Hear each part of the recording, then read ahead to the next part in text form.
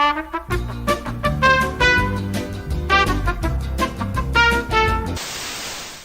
we go! What's going on, everybody? It is I, Strix, back at it with more Marvel Snap. I'm sorry to those people wearing headphones or putting me on speaker. I apologize. But hey, look, it's the dawn of a new day. The new Series 5 card, Annihilus, has dropped. I got him from the Spotlight catch. I love it. It was my second try. I'll talk about that some other time, but we're gonna talk about Annihilus. His ability on reveal.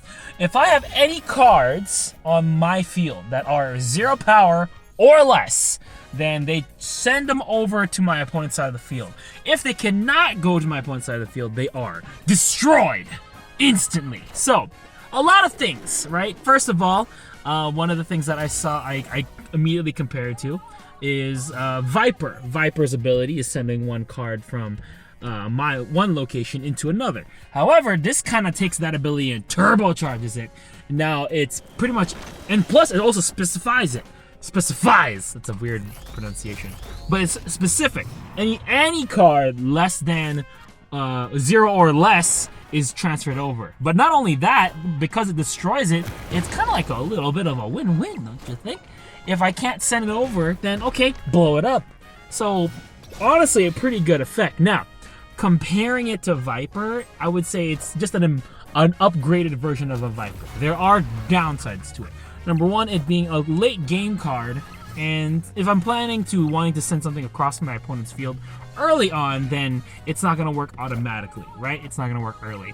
The other thing is that, at least with Viper, I have a little bit more control of what I can and can't send, right?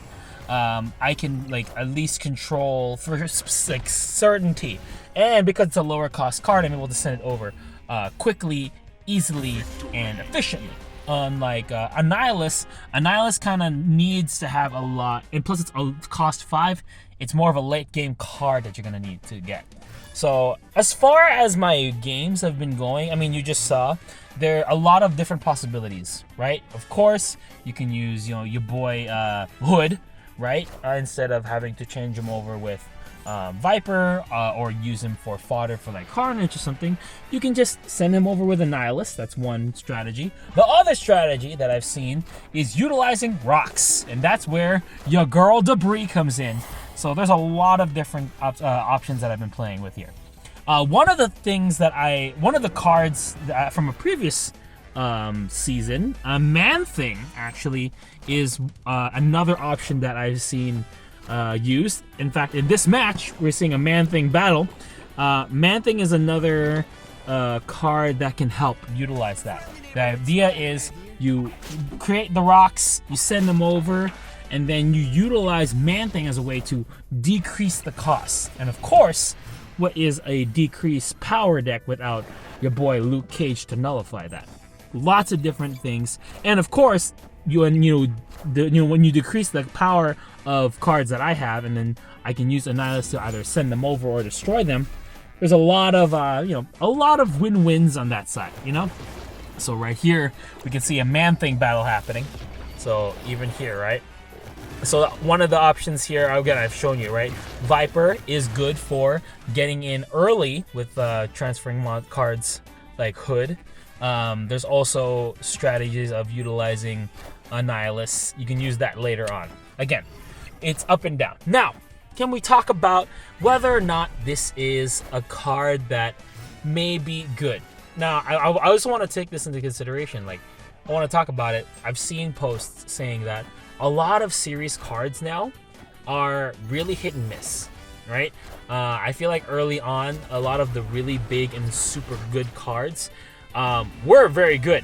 I think cards like Galactus, cards like bigger cards that were in higher series were worth the tokens. But now with the drop of new cards coming out and releasing, I feel like a lot of people are iffy about it. One post said literally, when Series 5 cards used to be all about super cool and really powerful cards, now it's okay cards with a meh effect. And yeah, honestly, even Gladiator, people are kind of sussy of Gladiator. Personally speaking, I think Gladiator's a cool card. I don't think he's personally worth the 6,000 credits to get him. I think he'd probably maybe like a little lower. I think they should really kind of adjust the costs here. I feel like the gap between a 3,000 card series and a 6,000 card series is a little big. Maybe have like a mid tier. Make it 45. Something, anything. Just make it worth more. Like if you see a card that's really worth a lot, maybe not make it 6,000. Because I'm also seeing issues, people saying, oh, it's really hard when you're starting off and you don't want to be a paid to winner, right? You don't want to spend your money to get credits in order to get a new card like everyone else has. I get that for sure. And then I've seen people like saying, oh, the credit gaining progression isn't even that good if you start from ground zero and you can't get enough credits to get even just one really good Series 5 card. So a lot. I don't know how it came to a deep talk about it, but this is just a general saying. Annihilus, if we're going back to the Annihilus talk, I think that he's a pretty cool card. He is kind of like an upgraded Viper. There's pros and cons to it.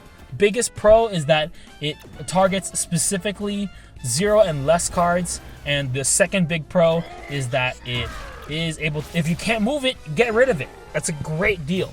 The only downside, I think, is the cost if you're going to compare it to Viper, because it is a card that requires you to do it later on into the game, and if you're playing against an opponent that is really good at filling their board really quickly, maybe some of the strategies that you wanted to do with those useless rocks or lower cost cards may not come through. So those are things to consider, right? Do I find it fun? Absolutely. You saw some games where you can see even my opponent had Annihilus, and it worked out in some way to his benefit because they could destroy cost cards that he doesn't want. So again, would I recommend Annihilus? Honestly, I got lucky getting him in the second spotlight cache that I got. I think it's still day one, kind of early to see where else it would go. I do have some other matches that I want to show you guys, but for now, these are some of the early matches that I got. This is the deck that I tried using. I like the way it is. I think it gives a breath of fresh air to some of the games played. So, you know what? If you want it, try it out. Check out Annihilus today. Sexy again. Hot day. Yeah. I'll go sexy again.